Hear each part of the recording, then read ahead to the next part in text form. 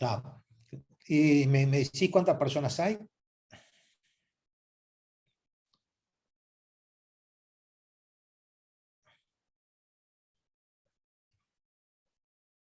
18, ya vi.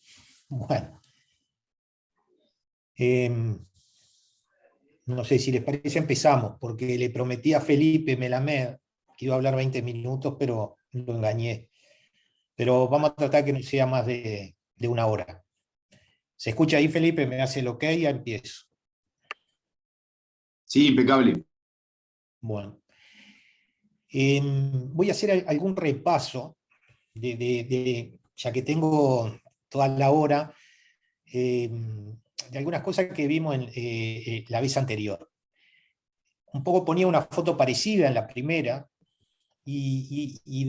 tratando de mostrar lo que somos hoy, o lo que deberíamos ser en la medicina intensiva hoy, ¿no? Esa complejidad de tecnología, y que tenemos que estar a la altura del manejo. O sea, que tenemos que ser buenos clínicos, buenos reanimadores, pero también tenemos que conocer mucho el instrumental, ¿no? No estamos lejos que empecemos a manejar el hemofiltro y empecemos a hacer las diálisis continuas nosotros, como lo hacen el resto del mundo, pero sobre todo tal vez tener estos equipos de ecografía a pie de cama, no diría en cada unidad, pero sí seguramente ya en algunos lugares hay más de un equipo, por la necesidad imperiosa que tiene el ecógrafo y los aportes que nos da de tantas funciones y aplicaciones al lado del paciente.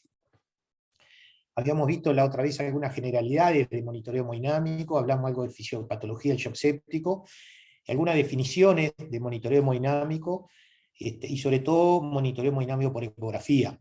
Lo que yo decía que si hay algo que distingue a la medicina intensiva de otra especialidad, tal vez la anestesia se parezca en lo que hacemos, pero lo que nos distingue es esa vigilancia, ese control estricto de un punto de vista clínico, instrumental, a veces de forma continua, a veces de forma intermitente, buscando conocer, profundizar la situación del paciente a través de estas herramientas, pero también viendo los resultados que tenemos con las terapéuticas que instalamos, ¿no? Hacemos una carga de volumen y revaloramos, ponemos la noradrenalina y vemos qué está pasando con la presión arterial, con el gasto cardíaco, con la perfusión. O sea que el monitoreo hemodinámico está implícito en nosotros de una manera a veces más, a veces menos, en forma más continua, a veces en forma intermitente, pero sabemos la importancia que tiene. Y la medicina intensiva no tendría un sentido de ser si no existieran estas herramientas, porque el paciente crítico es tan complejo y dinámico que sin ellas no podríamos resolver situaciones tan abruptas como se suceden, o sobre todo ir viendo la evolución. ¿Está? Sabemos que estas herramientas de monitoreo hemodinámico las tenemos que aplicar individualizada a cada paciente. Hay pacientes que están menos graves, que tienen una disfunción hemodinámica más leve, y como decíamos, de repente requiere una vía arterial y una vía venosa central, y no mucho más, y otros pacientes van a requerir un monitoreo mucho más invasivo, con otras herramientas, con monitoreo de gasto cardíaco, desde un Swan-Ganz, la ecografía, un sistema PICO, etcétera, que nos permitan incorporar otra información, profundizar en el análisis, porque sabemos que la clínica va a estar limitada en muchos casos, y ya no sabemos si el paciente requiere o no requiere volumen, o requiere vasopresores o un inotrópico. ¿Tá? Este era un poco lo que habíamos hablado de a qué nos estábamos refiriendo, ¿no? En un paciente con sepsis, con disfunción hemodinámica, sabemos que todos los pilares hemodinámicos pueden estar afectados, la hipovolemia, la disfunción cardiacéptica y la vasodilatación, y que necesitamos reconocer y reconocer esa situación hemodinámica y qué es lo que está más afectado, y si hay algo que siempre está en la sepsis, y ni que hablar en el inicio, es si el paciente requiere volumen o no. Hay muchas situaciones que nosotros damos por dadas que faltan volumen y hacemos, y no es correcto. Yo me formé en la etapa en la que si el PVC estaba baja había que hacer volumen, o si está hipotenso siempre hacer volumen, o si cayó la diuresis, y eso sabemos que hoy en la mayoría de los pacientes, o por lo menos entre un 40 y un 70%, cada vez que pensamos si requiere volumen, es casi una moneda al aire en el que la posibilidad de que responda o no es una de dos. ¿Tá? Para eso tenemos variables que podemos acercarnos a ver si responde a volumen o no. Y las variables estáticas hoy están dejadas de lado porque realmente nos dan poca información para saber si el paciente va a ser un respondedor a volumen o no, y sin duda que las variables dinámicas son mucho más importantes, y los pacientes cuando seguían la resucitación y sobre todo realizar volumen con estas variables, le va mejor a los pacientes. Como hablamos la vez anterior, también con respecto al shock séptico, que predomina más que nada la depresión del tono vascular, tanto arterial como venoso, pero se suma hipovolemia, que puede ser absoluta o relativa, mayormente relativa, y en algunos pacientes podrá ser absoluta también, y la disfunción miocárdica, que puede ser del ventrículo izquierdo, del derecho, tanto sistólica como diastólica, y que la ecografía es considerada el método diagnóstico de primera línea para el shock de UCI. Esta diapositiva la vimos la vez anterior, esa predominancia de la vasodilatación, en que la mayoría de las veces la volemia es adecuada, pero lo que falta es presión, y rápidamente tenemos que iniciar un vasopresor. Cuanto antes lo empezamos en un paciente que no estamos logrando un objetivo hemodinámico, sobre todo de presión arterial media, debería ser la indicación. Sabemos que hay una macrohemodinamia y una microhemodinamia en la que tiene que haber un acoplamiento entre la disponibilidad de oxígeno, ¿no? Entendiéndola como el contenido arterial de oxígeno y el gasto cardíaco. Eso es la forma de llevar el oxígeno hacia la periferia, donde verdaderamente se produce la oxigenación. Y eso a veces puede estar desacoplado. Podemos tener un paciente que tiene un gasto cardíaco adecuado, una presión arterial media aceptable, pero sin embargo sucede lo que estamos viendo en las imágenes. Hay una heterogeneidad a nivel de la microcirculación, y eso es lo que realmente a veces termina que el paciente tenga malos resultados. Los objetivos que nos debemos plantear siempre en una disfunción hemodinámica es lograr una adecuada perfusión tisular. Para eso tenemos que optimizar las cosas que están a nuestro alcance, que como dije recién, es la disponibilidad de oxígeno, a través de lograr un adecuado contenido arterial de oxígeno y un gasto cardíaco. En toda disfunción hemodinámica tenemos que optimizar todo lo determinante del gasto cardíaco, ¿no? La frecuencia cardíaca, precarga, poscarga, inotropismo. Y todo lo que es el acoplamiento ventrículo arterial. Lo más difícil es determinar si el paciente requiere o no volumen, con el fin porque ¿cuál es el fin? Y muchas veces nos vemos proclives a realizar volumen cuando un paciente tiene disfunción hemodinámica, con el fin de mejorar el retorno venoso, por lo tanto la precarga, y por ende el gasto cardíaco, el volumen sistólico. ¿Sí? Pero sabemos que la reposición con fluidos es uno de los principales factores que contribuyen la hipovolemia es uno de los principales factores que contribuyen a la disfunción hemodinámica. Y por lo tanto, represionar al paciente con volumen puede ser esencial en restaurar esos niveles críticos que hay de volumen sistólico, de gasto cardíaco y de presión arterial, con el fin de mejorar la perfusión normal de los órganos y los tejidos. Por lo tanto, siempre frente a una disfunción, y era lo que lo decía al principio, nos hemos tentado a realizar volumen para corregir total o parcialmente esa disfunción hemodinámica. Por lo tanto, el volumen es una de las primeras líneas de tratamiento frente a una disfunción hemodinámica. Pero solo la mitad de los pacientes responden a un incremento en el gasto cardíaco cuando hacemos volumen.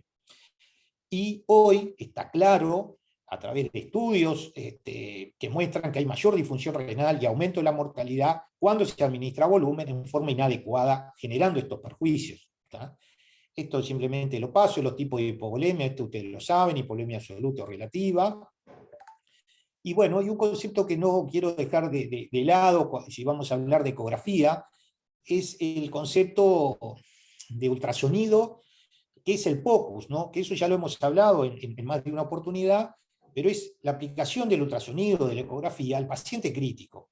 Y sin duda que es una forma específica de aplicación del ultrasonido, que no la hace ningún otro especialista. Si bien nosotros no somos especialistas en imagen, sí tenemos la capacidad de aplicar de una manera al lado de la cama del paciente, conocemos el paciente de una manera tal el ultrasonido que nos permite hacer una valoración integral de determinados signos ecográficos, como siempre decimos, de la cabeza a los pies, ¿no? O sea que tenemos la posibilidad de obtener información a nivel neurológico, con el Doppler transcraniano, la medida de la vaina del nervio óptico, valorar el corazón, el abdomen, los vasos, y eso, para eso nos tenemos que formar de una manera en el que obtenemos algunas herramientas de cada una de los especialistas, como el ecocardiografista o el ecografista general, y la aplicamos con un fin en un paciente en el que muchas veces las enfermedades que presenta son tiempo dependientes.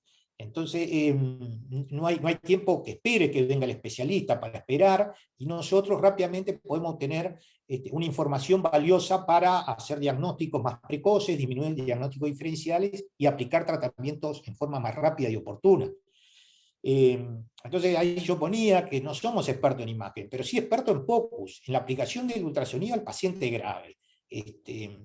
Para eso tenemos que adquirir ciertas competencias, tenemos que hacer programas rigurosos de formación en educación, y el POCUS lo tenemos que ver como una herramienta que complementa un análisis previo clínico que realizamos, ¿tá? Y sobre todo en estos pacientes que son enfermedades tiempo dependientes, ¿no?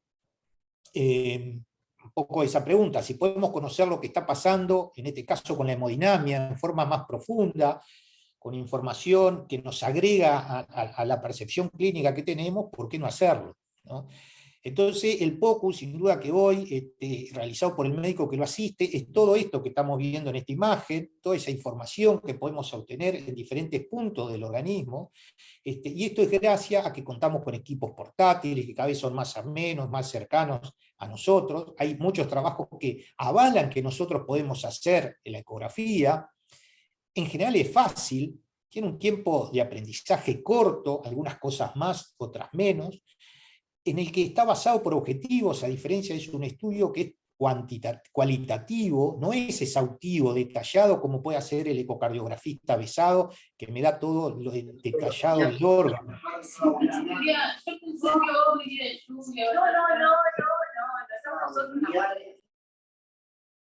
Cuidado los micrófonos, no sé si me escuchan, ahí sigo.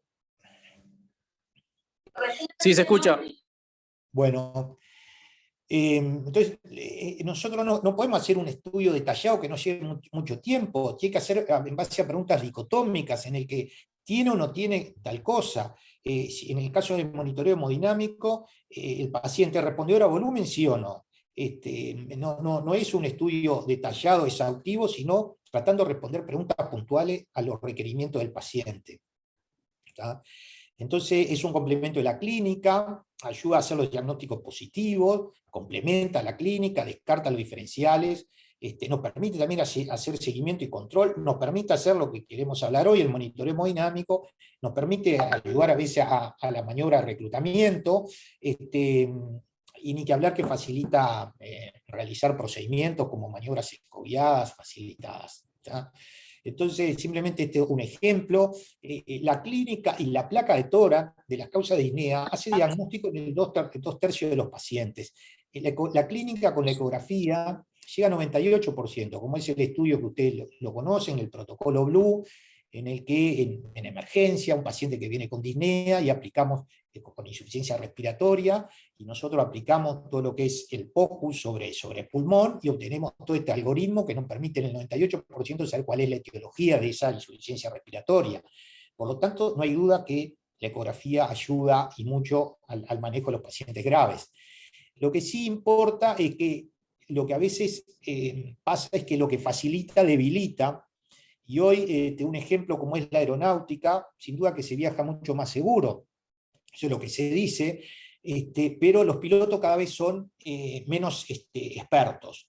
¿Por qué? Porque confían mucho en la tecnología, pero cuando todo ese aparataje que ustedes ven ahí empieza a complicarse, no es tan fácil la resolución. Entonces, nosotros, si bien tenemos que aprender la ecografía y tenemos que aprender la tecnología, no nos tenemos que olvidar de hacer una buena clínica, hacer un adecuado planteo de diagnósticos y dirigir la ecografía hacia los planteos que estamos haciendo y descartar diferenciales. Esa es la base, se dirige la ecografía, que es lo que significa ecografía por objetivos, con preguntas dicotómicas. No es un estudio detallado, exhaustivo, cuantitativo, ¿no? Entonces, esto es lo que tenemos que saber. Hay un estudio que se hizo en residentes, en el que cuando empezaba el R1, hacía vías centrales por reperes anatómicos sin ecografía, y otro que hacía con ecografía. Entonces a los 6 meses cambiaban, y el que había hecho por reperes anatómicos, que conocía muy bien la anatomía, dónde funcionar, a ciegas, ese no tenía problema en el manejo del ecógrafo. Pero cuando empezaba por ecografía, cuando empezaba con repere anatómico, le costaba mucho. Eso habla en el que a veces la tecnología y la ayuda, con esto no quiere decir que no haya que hacer ecografía, la ecografía, las vías venosas ecoguiadas, justamente es lo que hay que aprender a hacerlas, pero siempre hay que conocer la base, en este caso anatómica, y de los reperes anatómicos muy bien, no solo porque a veces podemos no tener el ecógrafo, sino porque nos da una mayor seguridad a la hora de aplicar la tecnología, en este caso el ecógrafo, el ultrasonido, para hacer la ecografía, hacer las vías ecoguiadas. Algunos principios rápidos que voy a decir de monitorización hemodinámica, que algo dije la otra vez, pero quiero profundizar en algunos. La taquicardia, como se dice, nunca es buena, es una respuesta adrenérgica a diferentes noxas, el daño externo, la sepsis, y hay algunos estudios que muestran que una frecuencia cardíaca mayor de 100 por más de 12 horas se asocia con un aumento de la mortalidad dentro de los primeros 90 días de estadía en UCI, independientemente de la gravedad del paciente o el diagnóstico del ingreso. Y lo que tenemos que saber es que, si bien a veces la taquicardia es lo último que se va después de un paciente que está mejora muchas de las cosas y persiste la taquicardia, muchas veces es lo último que se va, pero a veces nos debe hacer pensar que el paciente puede no estar resuelto todavía, y tenemos que a ver si seguir pensando y analizando la situación del paciente. El otro punto, como dato hemodinámico, que siempre nos importa, es la hipotensión arterial. Esto ya lo definimos la vez anterior. Presión arterial sistólica, se define hipotensión arterial cuando la presión arterial sistólica es menor de 90, o la diastólica menor de 40, o la PAM menor de 65, y que todo paciente que esté hipotenso se encuentra en riesgo, porque hay caída de la presión de perfusión regionales, y lo que nosotros donde tenemos que valorar en ese paciente hipotenso, y la repercusión que puede estar generando a nivel de esas zonas regionales, a través del estado neurológico, gasto urinario y el aspecto de la piel, que son las herramientas clínicas para identificar este efecto de la hipotensión. Hay estudios puntuales, por ejemplo, en pacientes que están sometidos a terapia de reemplazo renal, que hacen un episodio transitorio, incluso un solo episodio, puede incrementar el riesgo de mortalidad, por lo que es primordial corregir la hipotensión en cuanto es diagnosticada. En eso nosotros tenemos que ser obsesivos, en que detectamos y rápidamente tenemos que pensar qué es lo que puede estar pasando y hacer tratamientos. Y de hecho, el inicio temprano de vasopresora en el shock séptico ha mostrado que mejora la sobrevida de los pacientes. Un índice, ¿cómo podemos relacionar la frecuencia cardíaca? Hablamos, y la presión. La relación entre la frecuencia cardíaca y la presión arterial sistólica se considera un predictor de mortalidad temprana en el paciente con shock. Y hay un índice sistólico y otro diastólico, que es la frecuencia cardíaca sobre la presión arterial sistólica o sobre la presión arterial diastólica, cuando es mayor de 1 o 2, cuando es sobre la presión arterial diastólica. Por definición se encuentran inestables y por lo tanto requieren un pronto diagnóstico y una adecuada intervención terapéutica. ¿Qué sabemos de la presión venosa central? En general el valor normal, podríamos decir, es 0,5 milímetros de mercurio, y que en la mayoría de las condiciones patológicas se persiste con un valor normal. Lo que tenemos que saber es que no se debe administrar volumen solo porque la PVC se encuentra baja, pero si no tenemos ninguna herramienta de monitoreo, y solo tenemos vía venosa central, la PVC puede ser una ayuda relativa, en el sentido que si está muy baja, es probable que en un paciente que está con sepsis al inicio y tiene disfunción hemodinámica, que requiera, que pueda darnos una idea de que el paciente le puede faltar volumen. Ahora, rápidamente tenemos que volver a, si nos guiamos por ese dato, tenemos que valorar qué pasó después de esa carga de volumen sobre la PVC, porque si aumenta más de 5, no debería seguir haciendo, porque habla de que el paciente o está bien repuesto, o hay una mala tolerancia del corazón a esa carga de volumen, y van a aumentar la presión de llenado, y se va a ganar volumen innecesariamente en el organismo, se va a generar edema pulmonar y sobre todo edema sistémico. ¿tá? Entonces, lo que sí sirve la PVC elevada para mostrarnos que no es una meta de reanimación, pero sí un límite para detener la acción terapéutica, sobre todo si la PVC es mayor de 8. Y si la PVC es mayor de 8 y solo tenemos, como decía, la PVC, buscar otras estrategias para mejorar el estado hemodinámico, porque ese paciente es muy probable que no requiera administrar volumen. Esta la voy a pasar. Entonces, la PVC elevada mayor a 8 antes de una intervención traduce que algún grado de disfunción cardiovascular debe estar presente, porque si no la PVC debe estar baja.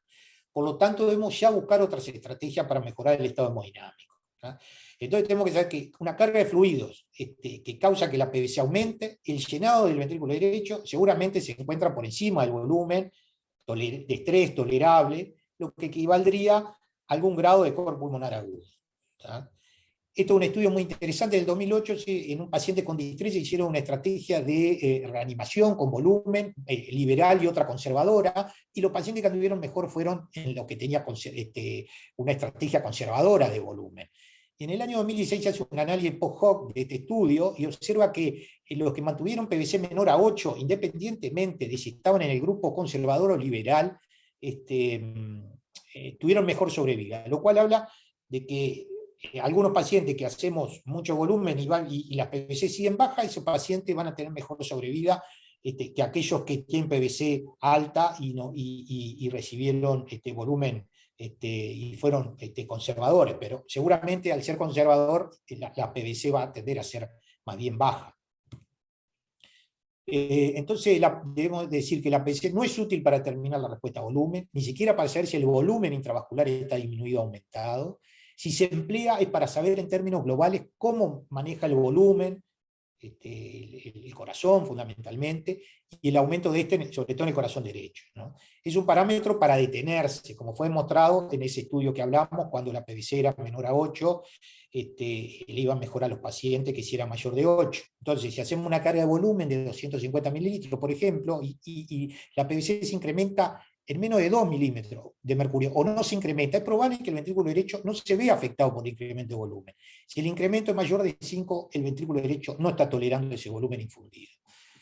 Este es otro concepto importante cuando se relaciona la presión venosa central y la presión diastólica. Existe un gradiente de perfunción diastólica, que es la presión arterial diastólica menos la presión venosa central, que determina la presión de perfusión del organismo. Entonces, por ejemplo, si tenemos una PVC mayor de 8, existe un mayor riesgo de la falla renal, especialmente si la presión diastólica es menor de 50. Si hacemos ese gradiente, nos daría menor de 42, y este valor, y si permanece bajo durante la estadía en terapia intensiva, el pronóstico, especialmente de la función renal, es muy malo. ¿tá? Sabemos que no existe otro dato de la hemodinamia, entonces hablamos de la frecuencia cardíaca, la presión arterial, la hipotensión, la PVC, el gasto cardíaco. Sabemos que no hay un gasto cardíaco, si bien hay un valor que consideramos normal, y a veces hablamos de 4 a 6 litros minuto, lo importante es si está adaptado o no a los requerimientos metabólicos. ¿no? Antes era considerado una meta de reanimación, y sobre todo de hacer un gasto cardíaco elevado, que eso hoy es en función de los hallazgos que vamos teniendo. ¿tá?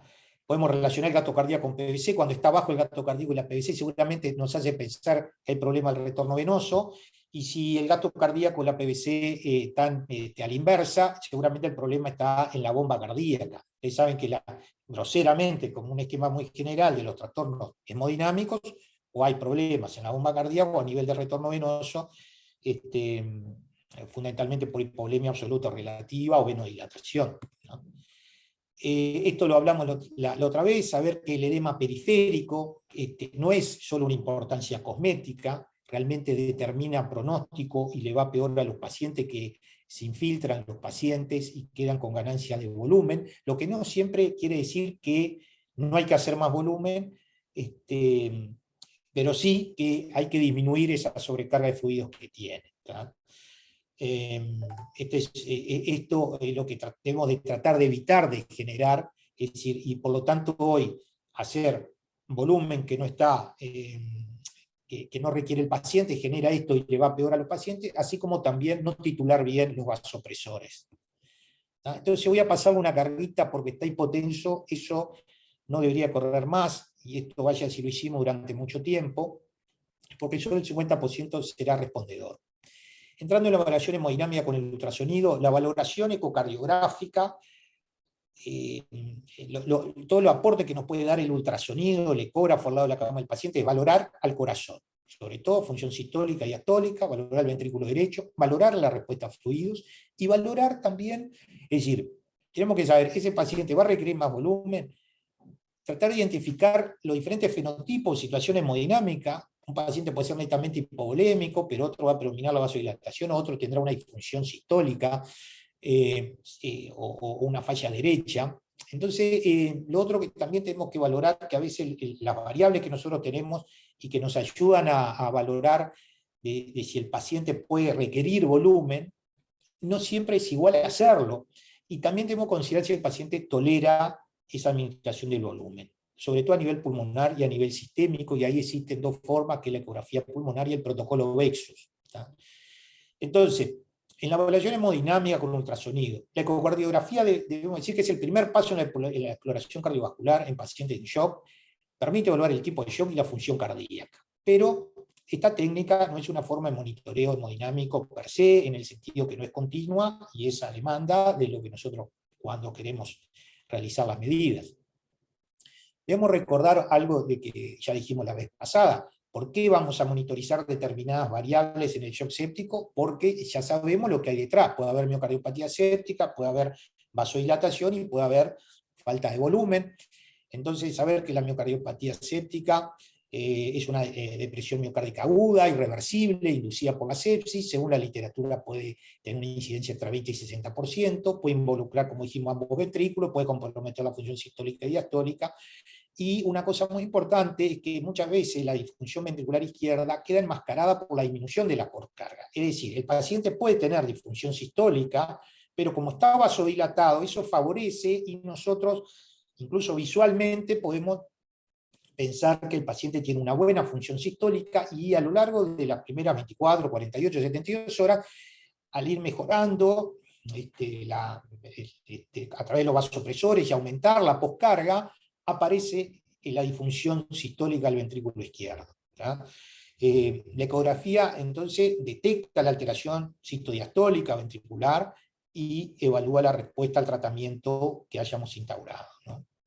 Esto es un estudio que mostraba un poco lo que yo le decía, los pacientes con sepsis y con disfunción hemodinámica. A nivel cardíaco, hay pacientes que pueden estar con la FEBI o la fracción de eyección incrementada, y eso es un porcentaje que puede estar de entrada en el paciente, ese estado hiperdinámico. Otros pacientes tendrán la FEBI normal y otros van a estar de entrada disminuida, pero si ustedes ven a lo largo, y cuando vemos todo, la FEBI a lo largo de los días se puede incrementar en un grupo, por lo que le decíamos, a veces puede inicialmente no expresarse y posteriormente empeorar, producto de la mejoría de la a través de los vasopresores y la mejoría de la vasodilatación, o de la respuesta que tiene la vasodilatación a través de los vasopresores. ¿Tá?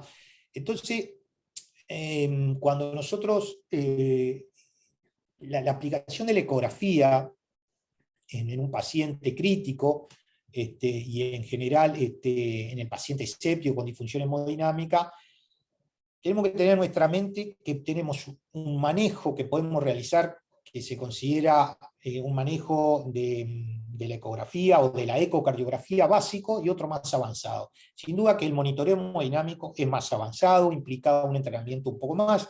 De hecho, a veces se habla que entre 15 y 20 ecos nosotros podemos reconocer estas 6 objetivos, mientras que el monitoreo hemodinámico tal vez que tenemos que hacer el doble de ecografías propias, ¿no? Para obtener un BTI, calcular la presión sistólica de la arteria pulmonar.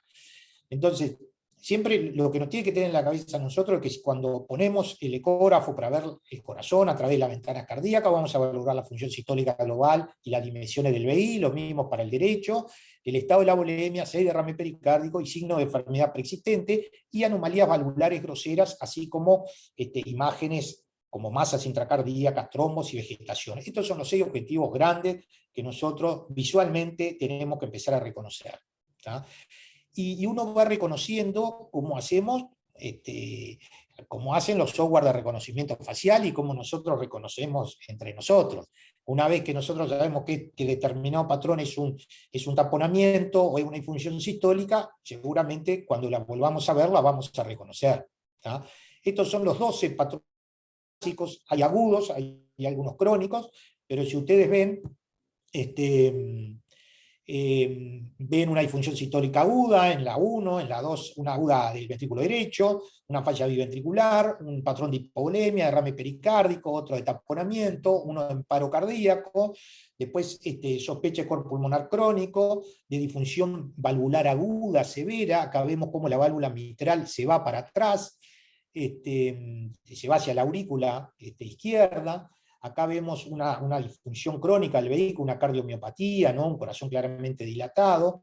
Vemos otro elemento de enfermedad persistente como la hipertrofia, que claramente la vemos acá, o una enfermedad valvular crónica. Miren cómo está esa mitral toda engrosada, fibrocalcificada. O sea, estos patrones de reconocimiento es lo principal que nosotros debemos conocer y saber. Cuando ponemos y logramos sacar la ventana cardíaca, que muchas veces peludeamos ahí con las ventanas cardíacas, pero si logramos sacar la ventana, rápidamente debemos saber reconocer qué FEBI tiene, cómo está el estado de la volemia, si hay derrame pericárdico o no. ¿Tá? Entonces vamos a empezar a ver algunos de ellos. La hipovolemia severa, que es lo que lo queremos saber, y bueno, si ustedes ven ahí, hay una traducción ahí en simultáneo, en el que el ventrículo derecho e izquierdo van a ser pequeños e hiperdinámicos, pero tanto entre el área diastólica y sistólica, entre la diástole y la sístole, persisten pequeños los dos ventrículos, lo que se llama kissing wall, y las áreas tanto en diástole como en sístole están pequeñas, y se llena poco, y lo que expulsa es todo, entonces parece que continuamente están tocándose las paredes con una cavidad muy chica intraventricular. En general la cava va a ser pequeña, hay un colapso, hay una amplia variación de los diámetros, y en general va a ser una cava pequeña. Entonces lo que yo ahí va, a ver si puedo poner, siempre igual cuando yo estoy viendo las ventanas cardíacas, lo primero que me fijo, enfermedad cardíaca persistente. Si encuentro el corazón, si está dilatado el ventrículo izquierdo, si la aurícula izquierda está dilatada, si veo elementos de hipertrofia, ¿no? Para ya hacerme una idea, porque ese paciente será diferente que el que no vea nada de enfermedad cardíaca persistente. ¿Hay elemento de hipovolemia severa? Bueno, este es el ejemplo, valorar ese kissing wall de ventrículos chicos, pequeños, biventricular, una cava chica, este es el patrón que estamos viendo, pero siempre valorar si no hay una falla ventricular derecha. ¿Cómo la valoramos? La relación del ventrículo derecho con el ventrículo izquierdo. El ventrículo derecho, una forma que se manifiesta es que se dilata en agudo, y si está igual al ventrículo izquierdo, ustedes saben que es la mitad del izquierdo, normalmente, es un triángulo, y en general es la mitad, hasta 0,6 del ventrículo izquierdo, el tamaño del ventrículo derecho. Si está igual, está moderadamente dilatado, y si está mayor que el izquierdo, está severamente dilatado. También la otra herramienta que tenemos para valorar la función del ventrículo derecho y su estructura es el TAPSE, y cómo, si desvía o no el tabique. Y con esas tres cosas ya podemos tener una idea si ese ventrículo derecho está normofuncionante o si hay algo alterado ahí, a ese nivel. ¿Tá? La falla ventricular izquierda, ¿cómo la evaluamos? Siempre, ustedes ven que la cavidad en sístole se achica y se dilata en diástole, y tiene que haber un cambio porcentual entre sístole y diástole, y claramente lo evidenciemos. Pero aparte tenemos que ver que en sístole todo lo que es el miocardio se engruesa, y si no se engruesa puede ser en forma global o en forma sectorial. Esa es la forma que nosotros tenemos de evaluar la función sistólica del ventrículo izquierdo. Si no se aproxima bien las cavidades entre sí, hay un bajo cambio porcentual del área, eso habla de que el paciente tiene una disfunción sistólica. Y después yo me tengo que valorar la patología valvular evidente. Las válvulas son trazadas lápiz, finitas, no son hiperrefringentes, si bien son más bien claras, pero como vimos en los ejemplos, y ustedes después ven en el video, va a ver que si tenemos engrosado, ya vemos que puede haber una estenosis, y si hay un flail de la mitral que va y entra a la válvula, eso es grosero y seguramente lo vamos a reconocer. ¿Tá? Entonces, como dijimos, ventrículos chicos e hiperdinámicos para un patrón de hipovolemia, reconocimiento de hipovolemia en un paciente que planteamos que está séptico con disfunción hemodinámica, y si es un corazón sano, previamente los ventrículos van a ser chicos si es que le falta volumen, y van a ser hiperdinámicos, con escasa variación del área o de los diámetros a nivel del eje córtico medio ventricular, entre sístole y diástole, el kissing wall que ya estuvimos hablando. el área, si la medimos, va a ser menor de 5,5 centímetros cuadrados por metro cuadrado de superficie, o la distancia menor de 3,5 centímetros. Esto se mide siempre al final de la diástole del ventrículo izquierdo y en el eje corto para external izquierdo medio ventricular. Este es un ejemplo, estoy a nivel medio ventricular porque veo, ahí no me aparece la flechita, los músculos papilares, estoy a nivel medio ventricular, o sea que son los segmentos medio ventriculares, septales, anteriores y posterior-inferiores, y hago el área menor de 5,5 o el diámetro, digamos, la distancia menor de 3,5 centímetros. ¿tá? Y eso me da una idea que puede el paciente estar hipovolémico. ¿tá? Hay algunos pitfalls en esto. Solo el ventrículo, si encontramos solo el ventrículo chico, ¿qué pasa con el ventrículo derecho? Puede estar dilatado o también chico, pero puede estar chico por producto de un taponamiento que a veces se expresa más del lado derecho. Entonces eso quiere decir que no le falta volumen. Bueno, muchas veces el volumen precipita un taponamiento, la hipovolemia, precipita un taponamiento y por ahí hacemos volumen igual. Pero no es un patrón de hipovolemia per se. El problema es el taponamiento. O tenemos un ventrículo derecho grande que está comprimiendo al izquierdo y lo vemos chico, pero eso es kissing wall, solo el ventrículo izquierdo chico no me habla de hipovolemia, tal vez haga igual volumen o no, valoraré, pero el problema seguramente sea el TEP con ese ventrículo derecho enorme que me está comprimiendo el izquierdo. ¿tá? Entonces, otro punto es que si yo tengo un kissing wall solo en la sístole, eso es igual a vasodilatación. Entonces, en ese patrón de hipovolemia que veíamos que no había escasa variación, yo puedo detener y frizar, ir para atrás y para adelante con la imagen y ver que la diástole está normal, pero cuando en sístole hay kissing wall. Eso es un patrón que me traduce de que el paciente está vasodilatado en la sepsis. Voy a ver ese patrón hiperdinamico, lo voy a decir que es hiperdinamico, pero si afino, la diástole va a estar normal en cuanto al área o la distancia, pero va a haber kissing wall. Y ese paciente no hay que hacer volumen. ¿tá? Y después es muy difícil valorar, cuando el paciente, como veíamos, el paciente que está con kissing wall biventricular, pensar que el paciente puede estar hipertrófico, yo creo que no es un error porque nos da una falsa sensación. Hay que hacer volumen, poder revalorar a ver si el paciente realmente tiene signo de cronicidad, sobre todo la hipertrofia. Y después lo otro que no vamos a esperar, este patrón de hipovolemia, una cardiopatía dilatada, eso no lo vamos a esperar. ¿tá? No va a haber signos clásicos de hipovolemia. Si en la evaluación visual del estado de la bulimia, justo está dando eso. Bueno, si yo tengo un corazón dilatado y por ahí no tiene líneas B, no está grandemente descompensado y tal vez no sea lo que predomina en esa disfunción hemodinámica, y yo pienso que hay parámetros para decir que hay hacer volumen, haremos cargas pequeñas y revaloraremos. ¿tá? Pero no esperemos este patrón. ¿tá? Bueno, la función sistólica, como dijimos, la podemos hacer al ojo por ciento, cómo cambia en forma porcentual y cómo se engruesa en sístole las paredes, pero tenemos formas objetivas, y esas son algo ya la dijimos, simplemente la voy a pasar muy por arriba. En el eje paraesternal, eje largo paraesternal izquierdo, podemos ver cómo la válvula mitral, la valva anterior de la mitral, que tanto se acerca al septum. Cuanto más se acerca, de mejor función. ¿Ah? Y esta distancia siempre menor de 0,7 centímetros habla de que la función es buena. Cuanto más distancia hay, cuidado los micrófonos. Un frío digo que están. Lo que pasa es que los vacilos negativos se mueren en la evaporización. Matías, abierto el micrófono. Entonces, una forma objetiva, si nosotros tenemos dudas de lo que estamos visualizando, de la función sistólica, podemos ver elementos objetivos midiendo esa distancia de septum. Podemos también ver el cambio fraccional del área, esto que veíamos para hipovolemia. También podemos valorarlo para la función.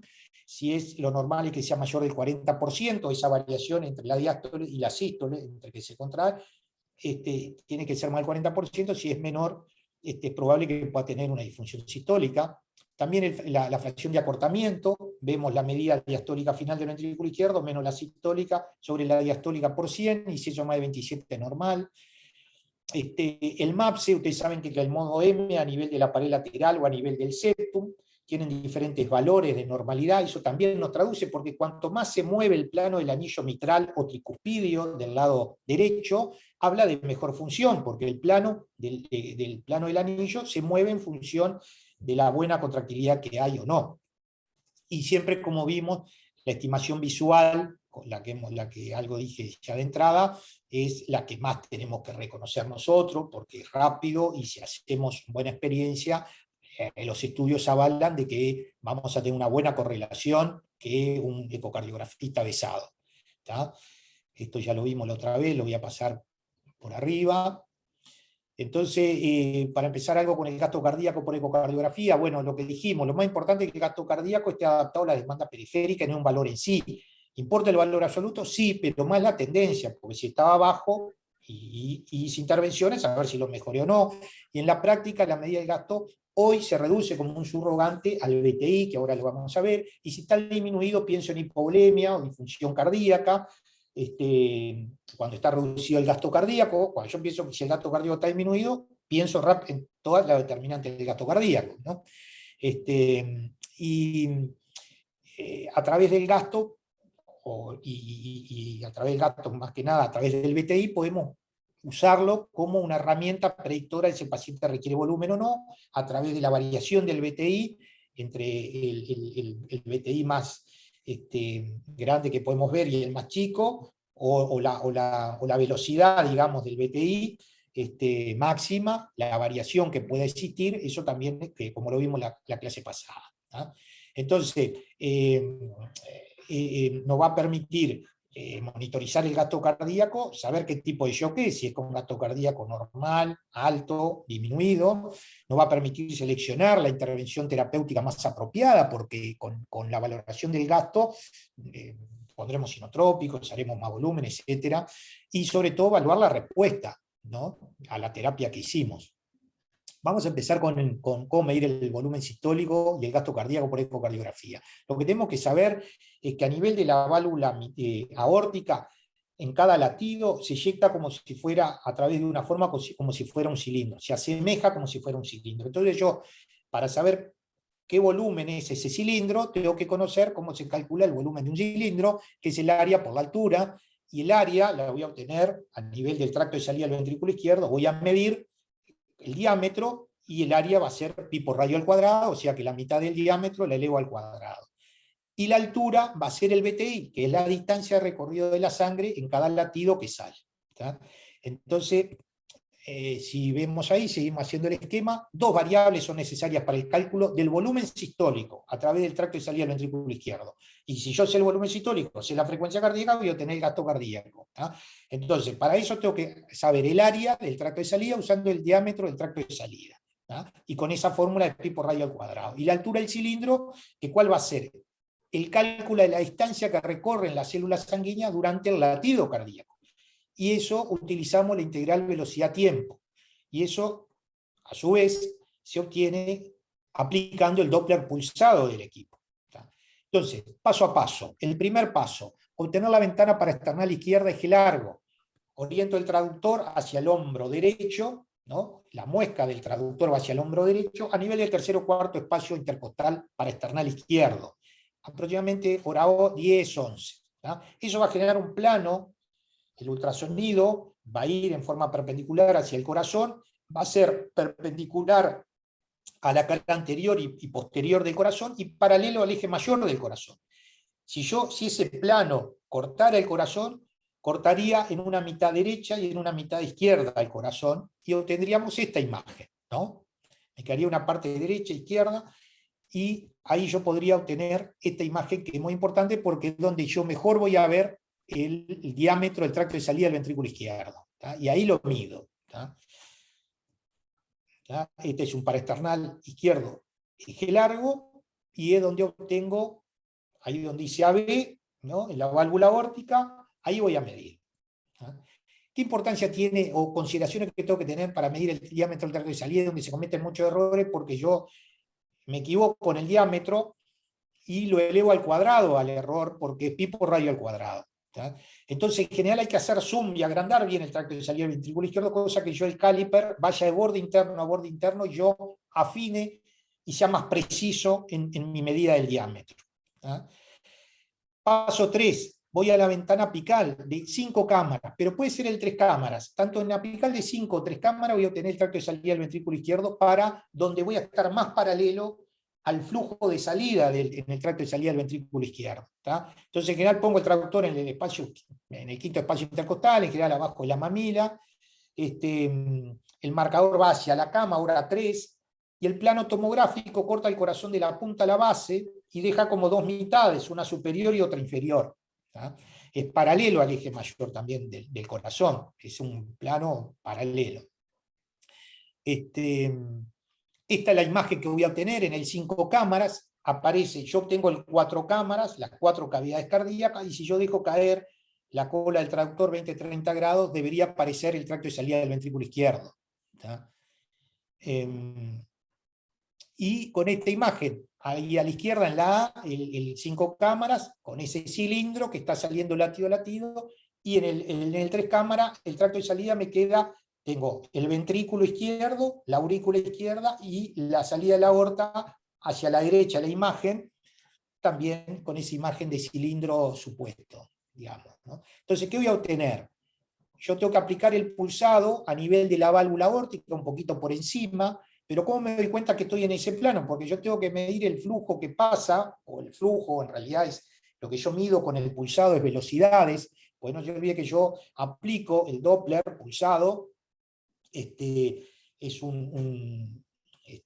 el ultrasonido a determinada frecuencia que lo estoy orientando hacia el flujo sanguíneo, que tiene una velocidad. Si va en el mismo sentido, en este caso en realidad se aleja, va a ser una onda negativa, y si se acerca va a ser una onda positiva, ¿no? Y el cambio de velocidades entre lo que fue enviado y lo que me regresa, ese es el efecto Doppler, y así yo obtengo estas imágenes, que en definitiva es la velocidad. Yo lo que tengo en ese triángulo que se forma, si ustedes ven, con el pulsado, tiene una base que es el tiempo, y el otro es la velocidad.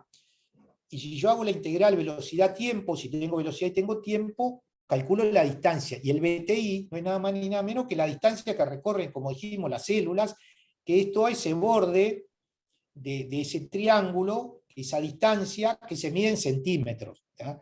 Entonces, si yo multiplico ese BTI que está en centímetros, que es la distancia, por el área que está en centímetros cuadrados, tengo centímetros cúbicos y calculo el volumen sistólico. ¿Tá? El área por el BTI es igual al volumen sistólico, y eso multiplicado por la frecuencia cardíaca es el gasto cardíaco. ¿Tá? ¿Qué importancia tiene que tener ese Doppler pulsado? Que tiene que estar colocado lo más paralelo posible a ese tracto de salida del ventrículo izquierdo. Si estoy muy inclinado, voy a tener error, y ahí van a empezar los mayores problemas, porque voy a estar subestimando el volumen sistólico. ¿No? Entonces, en el paso 4 mismo, ¿qué cosa debemos considerar? Alinear el Doppler pulsado con el tracto de salida ventrículo lo más paralelo posible. Debemos evaluar el BTI con un volumen de muestra. El volumen de muestra son esas dos rayitas que están perpendiculares al pulsado ahí celeste, que eso se puede modificar, esa cajita, que sea lo más chica posible, entre 5 y 7 milímetros. Porque si no obtengo como una ventana mayor, y ahí la información que obtengo se pierde un poco. ¿Y qué otro elemento para saber que estoy exactamente en ese plano? Es visualizar el clic de cierre de la válvula aórtica. El clic de cierre después del BTI, uno cuando aparece el clic de cierre, veo como otra imagen bien hiperrefringente, pegado, ahí habla de que estoy en el plano correcto, para asegurarse de que la estimación del BTI del tracto esté en el mismo sitio que la medición que hice del diámetro en el paraesternal izquierdo. ¿Ah?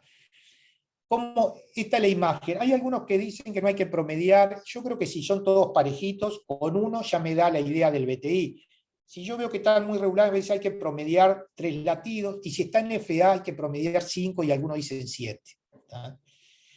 Entonces, lo que tenemos que saber es que una vez que yo medí el diámetro, todo esto, los equipos tienen el software, yo le voy a dar el diámetro y le voy a dar el BTI, y automáticamente me hace el cálculo. Y si no, lo hago yo, porque son cálculos muy fáciles, porque el BTI, si me da 20, por ejemplo, y el área, que es pi por radio al cuadrado, en general el diámetro es 2 centímetros, si yo el radio me queda 1 elevado al cuadrado 1 por 3,14, que es pi, es 3 centímetros, entonces yo tengo que el BTI me dio 20, por 3 son 60 mililitros, ¿ah? Lo cual es un valor normal. ¿Qué tenemos que saber? Que el diámetro no me va a variar, porque salvo que yo lo siga midiendo y voy a tener error ahí, pero una vez que yo me quedé, si me dio 2 centímetros, muero con 2 centímetros, salvo que tenga duda de cómo lo estoy midiendo. Pero sí tengo que saber que la velocidad pico del BTI refleja cambios en el BTI, o sea, la variación de esa velocidad me puede estar variando ese BTI, esa distancia recorrida. Y los cambios en el BTI van a representar, por ende, cambio en el volumen sistólico. Tenemos que saber que un valor normal en general ronda alrededor de los 18-20 centímetros, ¿no? El BTI normal, algunos dicen hasta 16. ¿tá? Entonces, paso 4, valoración del BTI con el Doppler pulsado en el tracto de salida del ventrículo izquierdo. Algunas consideraciones técnicas. Optimizar la configuración del Doppler pulsado. Reduzca la ganancia hasta que se vea la parte más brillante del trazado espectral. Una buena imagen, vieron que en la imagen que están viendo, lo bien blanquito posterior al BTI, es el cierre sistólico de la válvula aórtica, estoy en un correcto plano ahí, ¿no? Y la imagen del espectro Doppler del BTI tiene que ser bastante oscurito adentro y bien blanco en la periferia. Eso me ayuda a borrar las imperfecciones, y ni que hablar, si yo voy a trazar la envolvente para calcular el BTI, que se calcula haciendo, que eso puede ser manual o automático, para hacerlo, tiene que ser lo más perfecto posible, porque si yo lo hago, también voy a tener errores, por supuesto. Debemos reducir, algunos recomiendan la velocidad de barrido para que la evaluación del área sea más precisa. Lo que decíamos de promediar al menos 3 ciclos en ritmo sinusal y 5 a 7 en FA. ¿tá? Y medir siempre en el mismo tiempo el ciclo respiratorio, que en general es al final de la expiración. Entonces, algunas limitaciones, errores o trampas que podemos caer en la evaluación del volumen sistólico. Estimar del volumen sistólico, bueno, esa es la fórmula. Todas las mediciones necesitan una alineación precisa con el tracto de salida del ventrículo izquierdo, ¿tá? Tanto para medir el diámetro como para tirar el pulsado y medir el BTI. Debemos de trazar el borde exterior de la velocidad del BTI del tracto de salida lo más perfecta posible. Y la muestra que debemos obtener debe ser justo debajo de la válvula aórtica. ¿tá? En realidad debajo, porque en realidad la aorta sale hacia arriba y yo la estoy mirando como de abajo, entonces por eso se dice. Pero ahí, lo que vamos a obtener en la imagen es si vemos ese cierre, ¿no? Eso vamos a estar, estamos correctos. ¿tá? Pequeños errores en la medición del diámetro, como dijimos, pueden dar lugar a un error marcado del volumen sistólico, porque yo pongo el radio al cuadrado. ¿tá? La medición del diámetro del tracto de salida agrega un error más significativo al volumen sistólico que la medición del BTI.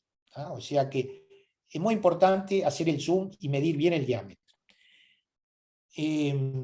Se supone que el diámetro del tracto de salida del ventrículo izquierdo sigue siendo el mismo. Entonces, para hacer yo, como voy a repetir, ya me queda el valor del diámetro y no lo vuelvo a hacer. Lo que sí voy a volver a hacer es aplicar el pulsado para ver el BTI, qué pasó con él, si estaba bajo, mejoró con la intervención.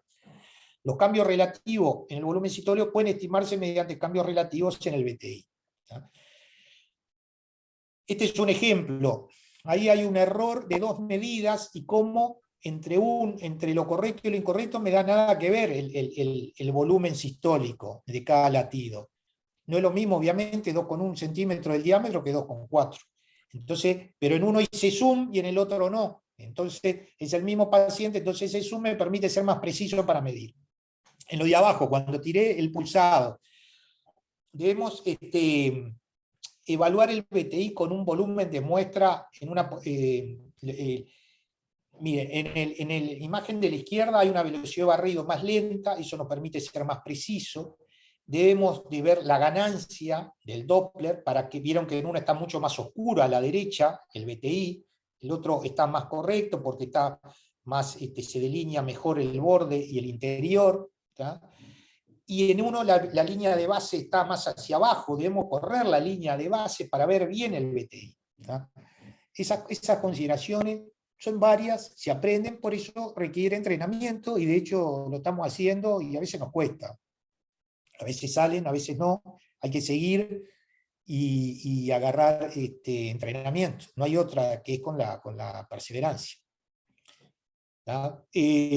Debemos saber que la medida del diámetro del tracto de salida del ventrículo izquierdo, debemos siempre corregir la orientación del plano para identificar el mayor diámetro aparente del tracto de salida del ventrículo izquierdo. Porque ahí a veces puede ser que el plano quede acortado, que no estemos en el plano correcto. Por eso debemos reconocer muy bien el plano para externar el eje largo, ¿no? Un plano acortado conducirá a una subestimación del volumen sistólico. En el BTI, repaso, muy importante el ángulo, lo más paralelo posible. Cuanto más se desvía su ángulo, más subestimará el volumen sistólico. Muy importante medir en el ciclo respiratorio, al final de la expiración.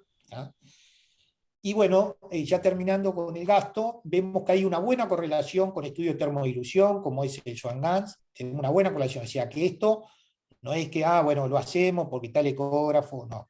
Hay evidencia que sustenta claramente que si nos preparamos, nos formamos, podemos medir bien el gasto cardíaco por eco, y va a ser una buena correlación si lo hiciéramos, cotejáramos con un Swan-Ganz. Este es un trabajo que salió recién, antes de ayer, que justamente habla del gasto cardíaco y sobre todo del volumen sistólico. Entonces habla del BTI, en este caso el tracto de salida del ventrículo izquierdo, y me dice, si tengo un BTI mayor de 22 centímetros, hay una alta probabilidad de que el volumen sistólico, como subrogante del volumen sistólico, el BTI subrogante del volumen sistólico, esté normal o elevado. Entonces me fijo en la forma visual del corazón y encuentro anormalidades en la función del corazón, sistólica, diastólica. No, bueno, es probable que ese paciente tenga un gasto, esté hiperdinámico, tenga un gasto cardíaco alto y esté vasodilatado.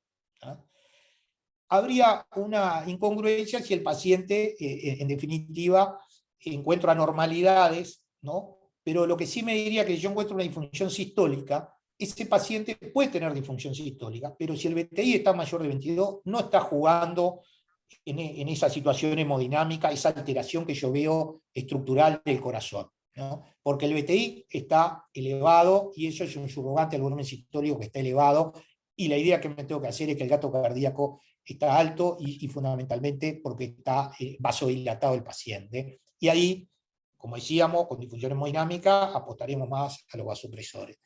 Por el contrario, si está menor de 14 centímetros, ¿te acuerdas? Yo dije entre 18 y 20, acá ponen un rango intermedio dudoso cuando el BTI te da entre 14 y 22, pero si está menos de 14 hay una alta probabilidad de que el volumen sistólico esté bajo, ¿no? Estamos hablando de que el BTI es un subrogante del volumen sistólico. Y ahí me vuelvo a fijar en el corazón, si es que ya no lo había hecho de entrada. Entonces, si vemos que el corazón no tiene anormalidades y tiene un BTI bajo, muy probablemente ese paciente tiene hipovolemia. Y si no, si en realidad hay alteración a nivel cardíaco, ese BTI está bajo y seguramente lo más predominante, la alteración que explica esa disfunción hemodinámica, puede ser esa alteración que yo estoy viendo de la disfunción sistólica, y capaz que le pongo a ese paciente más inotrópico. Los que quedan en el medio, lo que dicen, bueno, el BTI es un subrogante, cuando me queda en un valor indefinido, intermedio, entre 14 y 22, calcule el diámetro, calcule bien el volumen sistólico, y si me da más de 60 mililitros, seguramente que la opción de la derecha, el paciente está más cerca de esa situación, y si el volumen sistólico es menor de 60, seguramente el paciente es como si tuviera más un BTI menor de 14.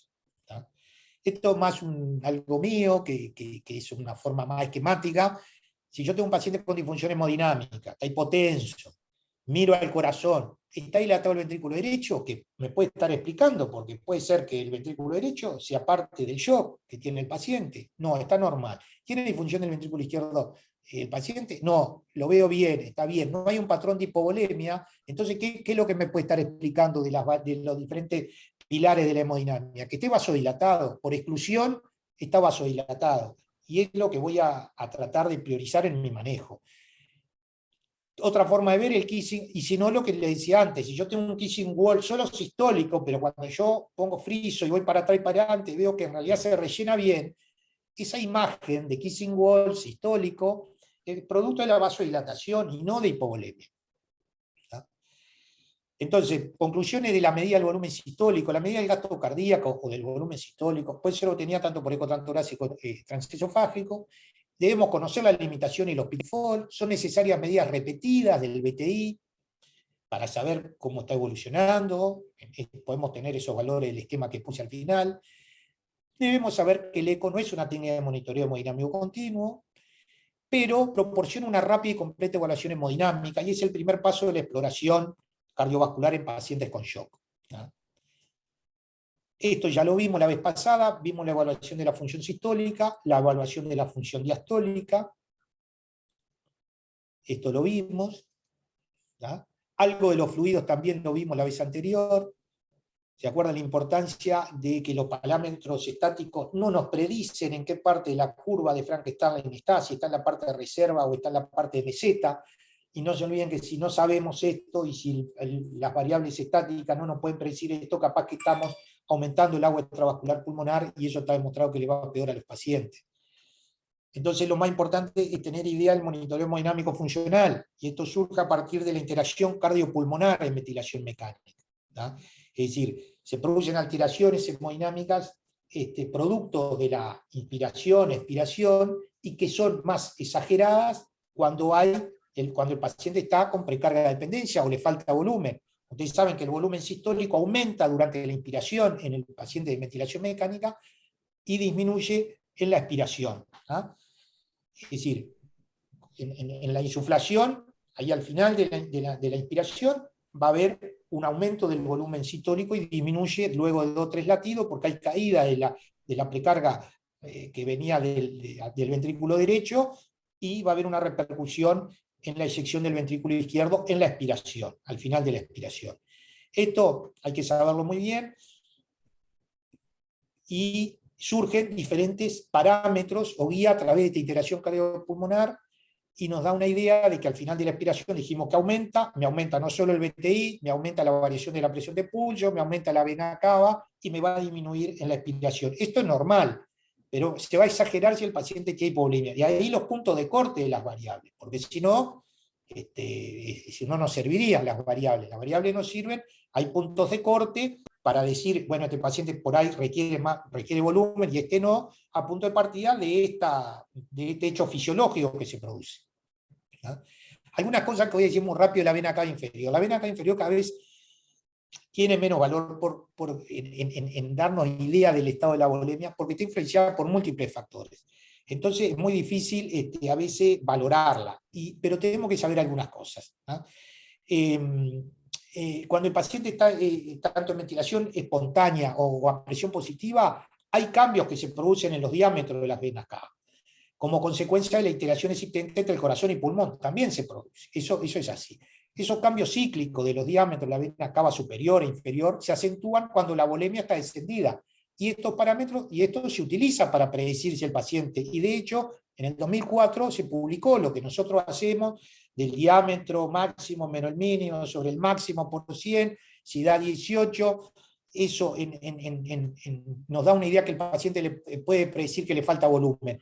Y eso es importante, pero tenemos que saber que en determinadas condiciones, eso tiene que ser un paciente que está sedado, que no tiene esfuerzo propio, que está ventilado con un volumen corriente de 8 mililitros kilo o más, lo cual no es lo habitual en estos pacientes. Entonces tenemos que saber la limitación de esa información que hacemos, que a veces lo veo que lo hacemos, pero no es correcto, lo tenemos que hacer en el paciente que corresponde, ¿no? Si está en esas condiciones, ¿no? Esta es la forma de valorar la vena cava inferior, para ver el corte longitudinal.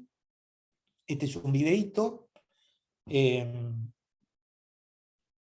el que muestra, se los dejo ahí puesto, va entre hora 11, paro el traductor y me va a dar este corte longitudinal de la... También lo podemos hacer transversal y ver redondita la cava y rotar cuando está centrada en el medio, y vamos a tener la cava también.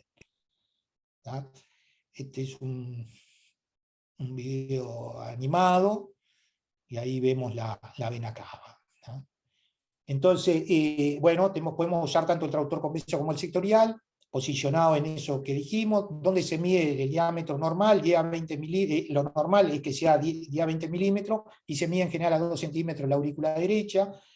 los diámetros varían con el ciclo respiratorio, sabemos que es diferente ventilación espontánea versus ventilación mecánica. Ventilación mecánica, el mayor diámetro de la cava es en la inspiración y viceversa, ¿no? Eso es simplemente una idea. Mire, este paciente que se pegan las cosas. Si en un contexto adecuado, esta imagen como que nos habilita a hacer volumen, ¿no? Pero tenemos que saber algunas cosas. Si un paciente, este paciente no parece que tuviera con un trabajo respiratorio importante, pero si un paciente tiene un trabajo respiratorio, está en ventilación espontánea y está con 40 respiraciones, la cava se va a ver igual así. Por lo tanto, es un pitfall y no me habilita a hacer volumen. Capaz que lo requiere, pero se va a colapsar por el esfuerzo respiratorio.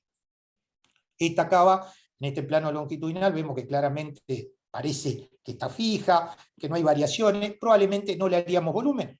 No nos va a servir este parámetro para valorar el estado de la volemia. A ver si hago volumen o no. Tendré que usar otros, porque esa cava por ahí está así, porque el paciente tiene falla cardíaca previa, pues tiene un cor pulmonar, etc. ¿no? Entonces, los pacientes que... ese dato estático era como la PVC, si está muy baja, capaz que requiere volumen. Si la cava está menor de 10 milímetros, es probable que traduzca que la PVC está baja, y por ahí hay que hacer volumen. En un contexto siempre adecuado, hago una intervención y revaloro, si es que es el único dato que tengo. Si el diámetro está muy grande de la cava, más de 25, es probable que no requiera volumen. Lo que más me importa en ventilación espontánea es el grado de colapso, pero siempre y cuando no esté interferido porque tenga un trabajo respiratorio aumentado, ¿no? Entonces, los pitfall de la vena cava en un paciente de ventilación espontánea, la cava puede estar grande, igual puede requerir volumen. Por ejemplo, si tiene un infarto ventricular derecho, un cor pulmonar crónico, cardiopatía dilatada, seré más detallado en hacer el volumen, por supuesto, pero por ahí requiere volumen igual y la cava más de 1 centímetro, porque estas situaciones llevan a que la cava esté dilatada porque está aumentada la presión venosa central. Pero la cava puede estar chica, producto porque hay una presión intraabdominal elevada, la cava inferior, ¿no? Presión intraabdominal elevada, entonces hay un aumento del esfuerzo, o hay un aumento del esfuerzo respiratorio que lo puede evidenciar porque el diafragma se mueve más de 2,5 centímetros, ¿no? Y ese paciente no va a tener valor que esa cava, para que yo haga volumen porque la cava está menor de 1 o se colapsa, porque si está con presión intraabdominal o tiene un esfuerzo grande, no me va a servir. Si esto no está, capaz que lo uso. Miren la cava a la derecha qué tan fina puede estar, a veces no podemos comer la cava perfectamente y no verla, porque a veces está muy finita, y a veces está fija, grande, que se ve. Estos son los estudios en ventilación mecánica, que fueron con volúmenes corrientes mayor de 8 mililitros kilo, uno, el punto de corte es 2, el otro 18, ahí está la forma de medir. ¿Se acuerdan de ventilación mecánica? Al final de la expiración es donde va el diámetro más grande. Lo que no tampoco tenemos que valorar la cava es el paciente, o está con esfuerzo, como dijimos, con mucho trabajo respiratorio, o está en ventilación en BNI. Porque si está con la BNI no sabemos qué es lo que va a predominar sobre la cava, si el esfuerzo que está haciendo el paciente, si la presión positiva que tiende a aumentarla, o el trabajo que tiende a disminuirla. Lo que en la resultante no sabemos para qué nos puede servir. ¿No? Simplemente un ejemplo, un paciente que claramente ahí está con hiperdinamia, con kissing ball, y le hacemos y mejora tanto la cava en una reposición, ¿no? Tanto la cava que estaba chica y luego aumenta, y ahí también el ventrículo izquierdo, que antes era mucho más chico, aumenta su tamaño. Estas son todas las variables que vimos la otra vez, ¿no? La variación de la cava, de la yugular, de la cava superior, la variación de la velocidad sistólica máxima en el tracto de salida del ventrículo izquierdo, el VTI, pero la velocidad, la variación del VTI en la imagen más de abajo, la de al lado es el VTI del tracto de salida del ventrículo derecho en el eje corto de la base del corazón, a nivel de la braquial, a nivel de la carótida. Estas son todas variables que podemos utilizar, variables dinámicas, para predecir el estado de la volemia, ¿no? Pero toda esta variable, recuerden que tiene limitaciones, porque no tiene que haber arritmia, ausencia de gatillo por parte del paciente, el volumen corriente, la compliance, todas esas cosas inciden. Por lo tanto, si la mayor parte de los pacientes tienen estas cosas, entonces que tenemos otros test que nos permiten, aplicando la ecografía también. Si bien podemos utilizar la variación de la presión de pulso, pero podemos utilizar el VTI previo a una maniobra de oclusión al final de la expiración, que esto es independiente de estas situaciones, no importa si el paciente tiene arritmia o no, y ahí veo antes y después de la oclusión, o puedo elevar las piernas antes y después, o puedo hacer el BTI primero, hago una infusión de un mini fluid challenge de 100 mililitros y veo qué pasa después. ¿Tá? Esto simplemente para repasar con cómo elevo la elevación pasiva en miembros inferiores, cómo se debe hacer, lo mismo cómo mido antes y después con la oclusión, el test de oclusión al final de la expiración. Estas cosas las hacemos poco, ¿no? Me parece. No sé, en los otros servicios, en el español la usamos poco. Esto es otro concepto que quiero tirar, ya que estamos, que yo creo que escucho, y debería ser así, que a veces nos pasamos mucho los diagnósticos, pero a veces no hablamos en términos tanto, tenemos que incorporar toda esta información, por supuesto no toda, tiene que ser individualizada, a los pases de guardia, e incorporar esta información un poco en qué situación hemodinámica o respiratoria quedó el paciente. Vieron que en el respiratorio no siempre hablamos del driving pressure, que a veces sí, a veces no, cada vez utilizamos más esos términos para dar una idea de cómo está el paciente, pero son datos de monitorización importantes. Y acá tenemos que empezar a tener, hablar del BTI con más soltura, de lo que hicimos para ver en qué situación hemodinámica está el paciente, y cómo monitorizamos, y qué dieron los resultados, y cómo afianzarnos en esto, ¿no? Hay una forma de que si entonces, si los pacientes habitualmente nosotros lo tenemos con 6 mililitros kilo, hay un trabajo que hacía la maniobra de oclusión al final de la expiración con 6 mililitros kilo y después con 8.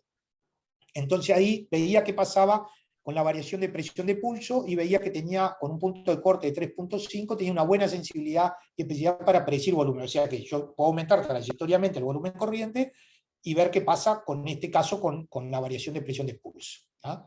Este es simplemente un poco para redondear, en un paciente que tiene una disfunción circulatoria aguda, claramente hay elementos de hipoperfusión, hay claramente un gasto cardíaco o una presión baja, sí, bueno, el paciente es claro que tenga hipovolemia, sí, hacemos volumen, si no es claro, vamos a buscar estas variables para ver si el paciente igual requiere volumen, ¿no? Pero no tenemos que fijar, ¿tiene ventilación espontánea? ¿Tiene arritmia? ¿Tiene un distrés con bajo volumen?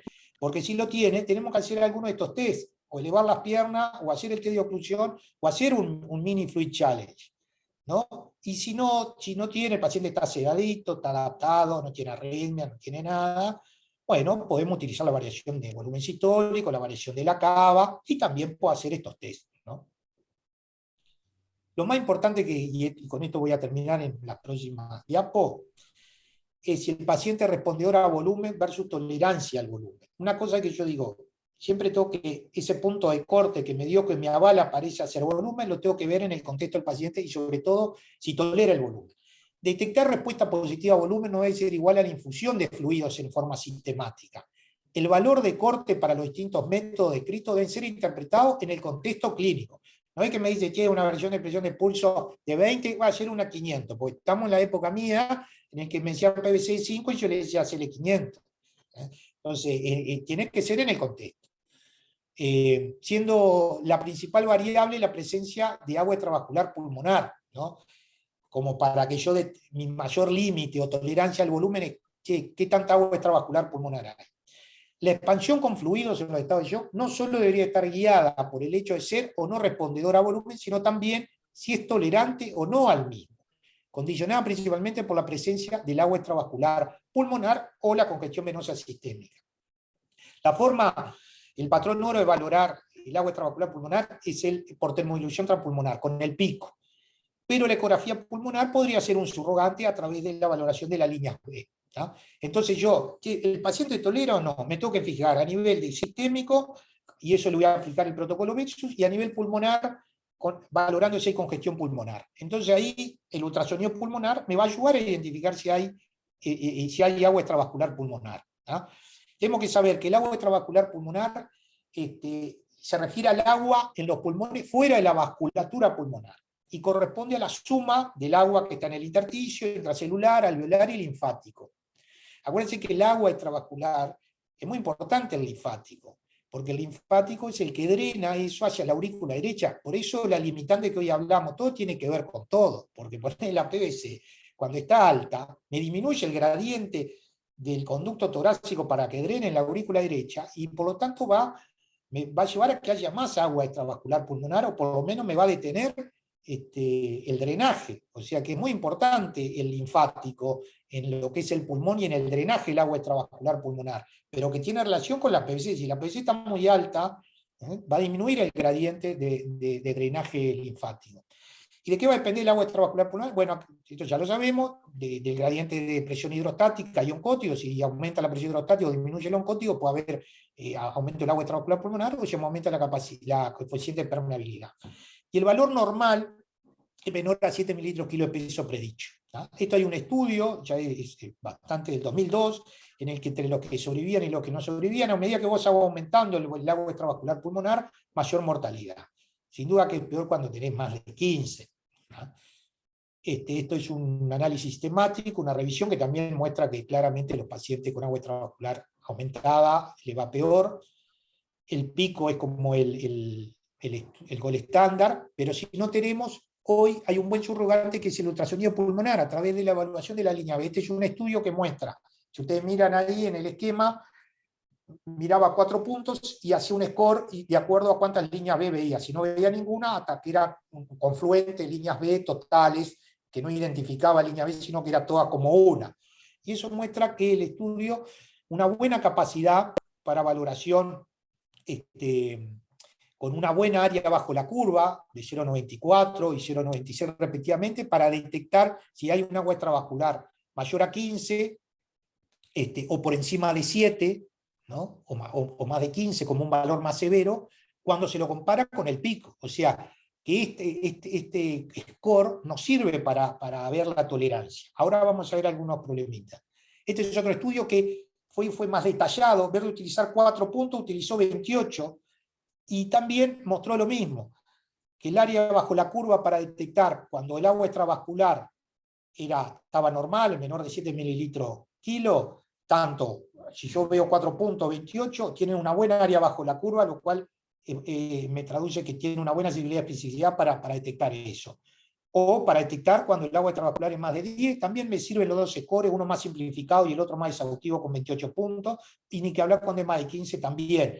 Esto todo corroborado, comparado con pico, o sea que la ecografía pulmonar nos puede dar una idea de qué tanta agua extravascular puede tener el paciente. Pero ¿cuál es el problema? Que el agua extravascular pulmonar aumentada es por aumento de la presión hidrostática o por aumento de la permeabilidad. Entonces acá importa el valor de la ecocardiografía para estimar las presiones de llenado. Lo que veíamos en disfunción diastólica puede estimar las presiones de llenado.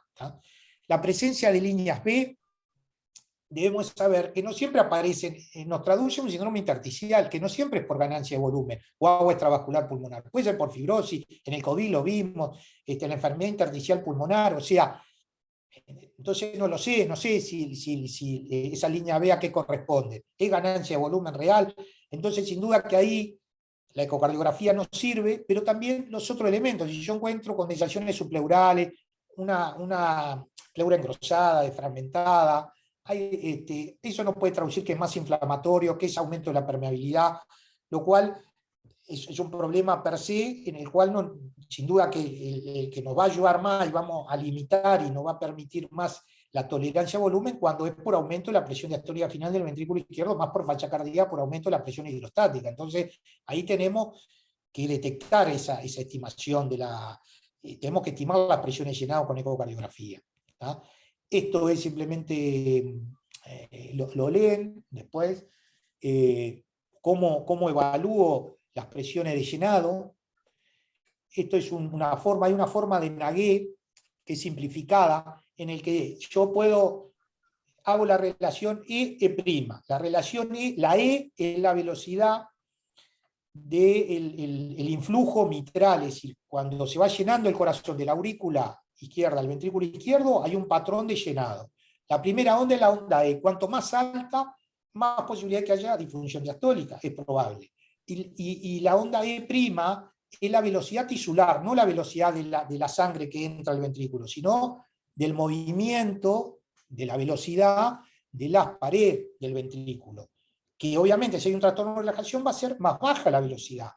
Entonces si el corazón está rígido, cuando entra la sangre rápidamente va a ser una onda E muy elevada y la onda E' va a ser más reducida. Por lo tanto, cuando está en una disfunción máxima diastólica con presión de llenado elevada, esa onda E' va a ser muy alta. Cuando es más de 14, yo presumo que la presión de llenado está elevada, pero la fórmula para saber perfectamente si la PCP está elevada es el valor de la E', ponerle que da 20, más 1.9 por 1.24. Y ahí me da el valor. En este ejemplo, lo hice yo, le puse que la onda tenía más de 1 metro, en este caso tenía 120 centímetros por segundo, la velocidad de la onda E, del patrón de llenado del ventrículo izquierdo, y la onda E, la onda E' la hacemos tanto a nivel lateral como a nivel septal, es como el MAPSE, pero con el Doppler tisular. ¿tá? Y ahí veo que en una están disminuidos, es menor de 10 en el lateral y menor de 7, 8 en el otro, están disminuidas las dos, me da una relación E' de 20. ¿tá? Entonces la relación E' 20, si yo le sumo 1.9 y la multiplico por 1.24, me da PCP de 26. Ese paciente, si estoy mirando el score y está lleno de líneas B, hay una presión diastólica final aumentada y voy a ser muy tolerante con el volumen. ¿tá?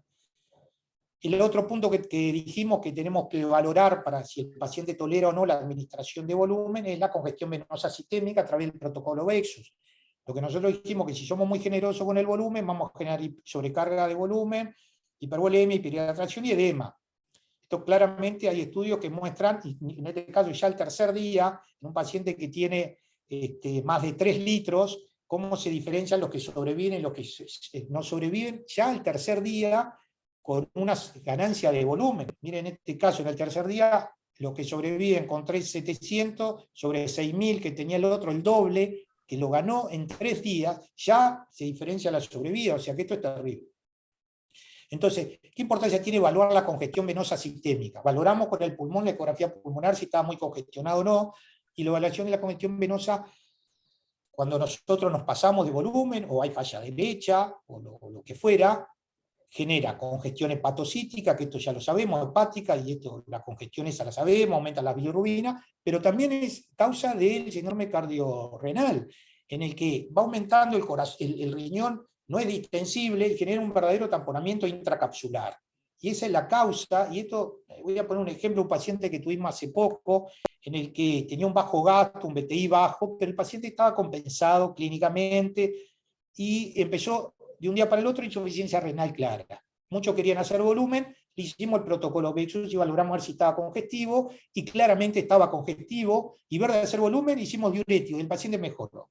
O sea, que no, ¿para qué nos va a servir la evaluación de la congestión venosa? Una, no es para saber si le hacemos volumen o no, pero sí como una limitante para hacerlo, en el sentido de que si está muy congestionado, tal vez que deberíamos ser más precavidos en hacer volumen, pero si ya está muy congestionado, no tendremos que empezar a sacar, y si empezamos a sacar hasta cuándo, para no pasarnos, pues también podemos dejar al paciente pasarnos y dejarlo hipovolémico.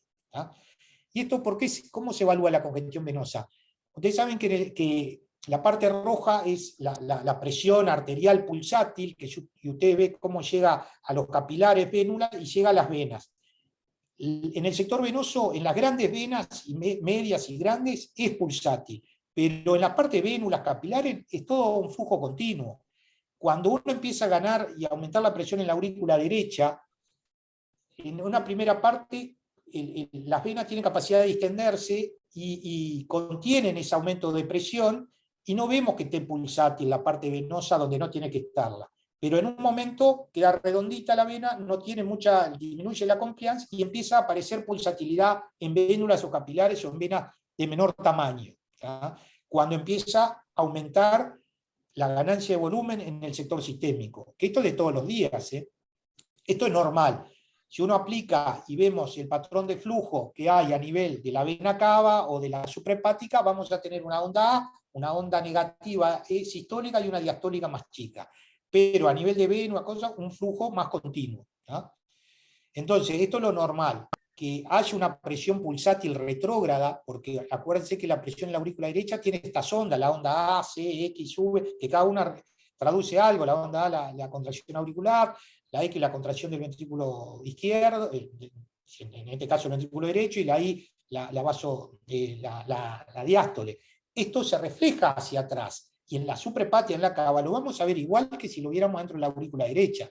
Pero en las venas más chicas se amortigua por la distensibilidad venosa. Cuando está muy represionado, o hay una falla derecha, insuficiencia tricuspidia, hipertensión pulmonar, eso va a aumentar la presión hacia atrás y va a empezar a pulsar donde no pulsaba. ¿Tá? Este es el esquema Bexus, que ustedes seguramente ya lo conocen. Lo primero es ver la cava, ver la vena hepática y ver la porta y ver las renales. ¿Tá? Siempre hay que pensar por la vena cava inferior. Si la vena cava inferior mide menos de 2 centímetros, no se continúa con el Bexus, porque se da por entendido que no está congestionado el paciente. Si mide más de 2, es como la entrada a hacer el protocolo, tiene que tener más de 2 centímetros la vena cava inferior. Entonces, ¿qué vamos a mirar? Miren cómo está puesto el traductor. Vemos las suprahepáticas y aplicamos el pulsado. ¿Tá?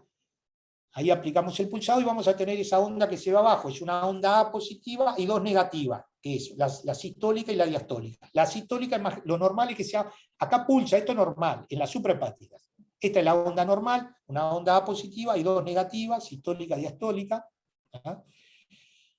Y acá me voy a la porta. Lo normal es que en la porta no pulse, que sea un flujo continuo. Si empieza a pulsar y hay una variación entre sístole y diástole que se empieza a generar, como que se separa y empieza a ver ya no un flujo continuo, ahí es que está más congestionado el paciente hasta un máximo de congestión más severa. ¿Tá? Este es el flujo en la vena porta, ahí ya hay algo de pulsatilidad. ¿Tá? Y después veo en las venas intrarrenales, no en la vena renal, sino a nivel más micro. Y como es muy chiquito, el pulsado me va a dar tanto lo que está pasando a nivel de las arterias, de las intrarrenales, como de las venas, y eso que está arriba es lo arterial, y ese flujo continuo abajo es lo venoso, que es lo normal. ¿Tá? Esto es normal, miren donde estoy mirando el riñón, esto ustedes ya lo saben dónde ir a buscarlo. Entonces hay un flujo de onda arterial arriba y abajo continuo, y miren lo que va pasando a medida que se va congestionando la parte sistémica y cómo va afectando al riñón. Dijimos que afectaba al hígado y afecta al riñón, ¿no? Y genera la falla renal, cómo empieza a pulsar a nivel continuo hasta que hay una onda sistólica que no la vemos porque está metida en la parte arterial, arriba, y me queda esa ondita discontinuada negativa, que es la diastólica, pero ya no hay un flujo continuo. ¿No? Esto es lo que en resumen dice el protocolo Bexus. ¿No? Hay un grado 0 cuando no hay congestión, la cava está menor de 2 centímetros, o sea que no hay congestión sistémica. Un grado 1, una congestión leve, cuando la cava mide más de 2 centímetros, pero no hay ninguna alteración de los patrones normales, tanto suprahepático, porta o venas intrarrenales. El grado 2, cuando por lo menos hay una alterado, sea alteración a nivel de la suprahepática, a nivel de la porta o a nivel intrarrenal, y cuando hay más de 2, es severa el grado de congestión. ¿Para qué nos sirve esto? Porque lo que le decía, o vamos a ser más cuidadosos con el volumen, o vamos a empezar a sacar volumen, y hasta cuándo. O sea, esto es lo que se llama, algunos hablan de la parte oscura de la hemodinamia, ¿no? Porque no era una cosa evaluada. Esto simplemente para que vean las ondas ahí normales, cuando está alterado hasta que está severo, cómo van cambiando las ondas a nivel hepático, portal e intrarrenal. Esto como le queda, ustedes lo ven después tranquilo y lo van viendo. ¿Tá? Mensaje del Bexus. Valora la transmisión de presión de la aurícula derecha hasta los órganos abdominales, evalúa el daño orgánico causado por la congestión, la hepatopatía congestiva, la nefropatía congestiva, el síndrome cardiointestinal. ¿Cuándo realizarlo? Solo en presencia de congestión, es decir, cuando la vena cava está pletórica, más de 2 centímetros. Utilidad para titular y monitorizar el tratamiento de congestivo, es decir, el paciente que no vino muy encharcado de entrada, falla derecha, siempre tenemos muchos pacientes, nos sirve para ir hasta no pasarnos, ¿no? ¿Y cómo vamos? ¿Está respondiendo? ¿Dejó de pulsar la porta, la intrarrenal?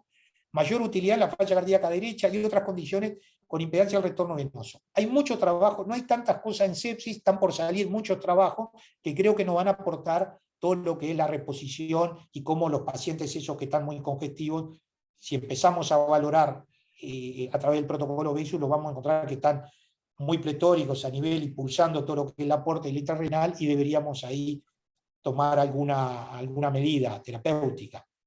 Mensajes finales y terminamos. La monitorización hemodinámica es clave para valorar cuál es el patrón hemodinámico. Es vasodilatación, es hipovolemia, hay disfunción cardíaca. A nivel de la macrohemodinamia, hay todo un monitoreo de la microcirculación, que no hablamos y que se hace poco. el o los métodos que se elijan en función a la necesidad del paciente y la disponibilidad de cada servicio. Sin duda que eso hay que individualizar. Si hay un paciente que le haré más cosas y otros menos, hay pacientes que responden rápidamente, logramos objetivos, no hay necesidad de estar monitorizando más frecuentemente o en forma continua algunos parámetros, haremos menos. Y la disponibilidad de cada servicio. Si no tenés las herramientas, no podés monitorizar en forma exhaustiva. La ecografía debe realizarse desde el ingreso, porque evalúa la situación basal. No es lo mismo encontrarnos que el corazón... Miren que hay corazones que nos encontramos que están dilatados porque tiene una miocardiopatía que ni siquiera el paciente la sabe, pero el BTI está bien y no es la causa principal de la disfunción hemodinámica del paciente. En ese momento el problema es la vasodilatación y a veces hasta mejora esa situación hemodinámica, esa cardiopatía previa. No es lo mismo que esté hipertrófico y que tenga disfunción diastólica previa, aunque esté normal. O sea, eso es fundamental. Tener esa idea ya la vimos y ya incorporamos esa información a nuestro racionamiento, ¿no? Y ni que hablar de los posibles cambios evolutivos, ¿no? Si vimos el patrón de hipovolemia de ese corazón kissing wall, hicimos volumen, que mejora, bueno, vamos bien, ¿no? Permite evaluar los diferentes perfiles hemodinámicos en el paciente séptico. Yo creo que hoy eso a lo que se está yendo con todos los trabajos de investigación que hay en el mundo, es tratar de individualizar, porque nosotros en un momento de disfunción hemodinámica en la sepsis era todo igual y hacíamos volumen, volumen, volumen, volumen, y después así nos iba. Tenemos que individualizar el paciente. ¿Qué es lo que está más alterado? Y ir probando. No quiere decir que no tengamos que hacer volumen a los pacientes, tenemos que ser cuidadosos tanto con el volumen, como dijimos hoy, como con los vasopresores. Porque si ya el objetivo es de PAM de 60 a 65, y a veces lo tenemos con 80 y no atinamos a bajar un puntito la nora. Hay que bajar porque la nora también genera perjuicios. Así como estamos hablando mucho de lo perjudicial del volumen, la noradrenalina también. Entonces tenemos que ser más detallistas. Por algo, las guardias y el monitoreo hemodinámico y la disfunción hemodinámica, las guardias implican estar ahí al lado del paciente continuamente vigilando estos parámetros. No es fácil, y una guardia de 24 horas, esto a veces lo hemos hablado fuera del micrófono, lo difícil que hace una guardia de 24 horas cuando vos tenés un paciente que requiere una vigilancia casi continua, porque está con un shock en el que vos continuamente estás haciendo intervenciones y valoraciones, ¿no? Se hace difícil. Permite evaluar los pacientes que son respondedores y los que no son al aporte de volumen. O sea que eso es muy importante. El saber que no responde, ya no, y bueno, y si responde, siempre saber si hay tolerancia o no, y podemos guiarnos con el VEXU, con el pulmonar, y tener, por lo menos desde el punto de vista ecográfico, si tenemos un pico, valoraremos con el pico. Ni que hablar que permite evaluar la presencia de miocardiopatía séptica. Esto lo debemos ser más fluido, conocer, manejar. A veces logramos la ventana, a veces no. Y también evaluar la tolerancia a la administración de fluidos, como dijimos, con la congestión pulmonar y hepatorrenal, ¿verdad? Así que, bueno, esto es un poco lo que le quería decir, que creo que dije todo lo que quería decir, y bueno, espero que les sirva. No sé si Gastón me va a pedir preguntas de lo que yo he hablado, no van a ser difíciles de estas preguntas, cosas básicas, muy generales, ningún valor de punto de corte seguramente, de nada de esto, y si hago preguntas van a ser todas por cuál es la correcta y no la incorrecta, que la otra vez hubo problemas en ese tipo de preguntas. Son temas complejos, creo que tendríamos que hacer muchos casos clínicos aplicados y jugar un poco con todas las variables, en el que es muy difícil incorporar toda la información y aplicarla porque nos entreveramos. Por eso creo que tenemos que obtener información precisa, justa, y rápidamente tomar las determinaciones, pues si empezamos a sacar datos, y si no podemos hacer, para ver por ecografía, voy a hacer la carótida, la braquial, la cava, la variación de la yugular, hago una, la que yo me familiarizo más. Si dudo de esa y no me está dando y yo estoy pensando otra cosa, bueno, voy a otra y busco elementos para quedarme tranquilo si ese paciente para seguir haciendo volumen o no, pero todo a todo así con esta complejidad no, pero tenemos que mostrar en un teórico todo, o intenté mostrar todo lo que más o menos hay hasta hoy, en líneas generales, algunas cosas más detalladas, otras menos, Hay temas que llevan una clase sola, la disfunción sistólica y diastólica es una clase sola, ¿no? Igual que la parte de volumen. ¿Tá? Bueno, espero que estén por ahí. Y no sé si hay alguna pregunta. Yo tengo una pregunta, buenas. Profe, buen día. Te hablo acá Agustín de Salto. Una pregunta. Sí, dale. Sí. Yo no sé si o lo escuché mal del teórico tuyo de la vez pasada, en Sí. cuanto al mini test de volumen. Sí. ¿Cambian algo si vos lo haces a la velocidad que lo haces? Porque viste que normalmente colgamos un suerito de 100, de 200 a pasar rápido. Pero yo lo escuché como que lo pasan en una jeringa. ¿Eso está demostrado que pasarlo a mayor, más rápido, Sí. mejora ese volumen estresado sobre todo? Sí, porque es un volumen muy chico que si vos no lo haces en tiempo rápido y reevaluar rápidamente, se pierde la acción del test. Claro, quedaría en la parte de ese volumen no estresado, digamos, se pierde en esa parte. Claro, Mi podría pregunta pasar. es entonces, ¿cómo lo cargamos en una jeringa grande y lo pasamos por la central rápido? Rápido, sí. Ah, ahí está, está. Era esa En mi duda de cómo se administra. general, las jeringas más grandes son de 50, ¿no? O Ahí sea, se va. cargan dos de 50 y va una tras de otra. Está. Mi pregunta era eso, ¿cómo la administramos? Impecable, gracias. Sí, es como si fuera un bolo que te va a costar, porque tampoco el 50 que va a pasar, pero No, seguramente las dos pasen menos de un minuto o dos, no más de eso, y rápidamente, si valoraste con BTI antes, volver a mirar el BTI, a ver qué pasa, ¿no? Si había variación, ¿no? En el BTI o en la velocidad del BTI, o la variación de presión de pulso, capaz que estaba en 32 y le hiciste rápidamente eso y baja a 15, ¿no? Bueno, ahí te dio te sirvió, digamos, ese mini free challenge. Bien, lujo, gracias. Bueno. No sé, si alguna pregunta más.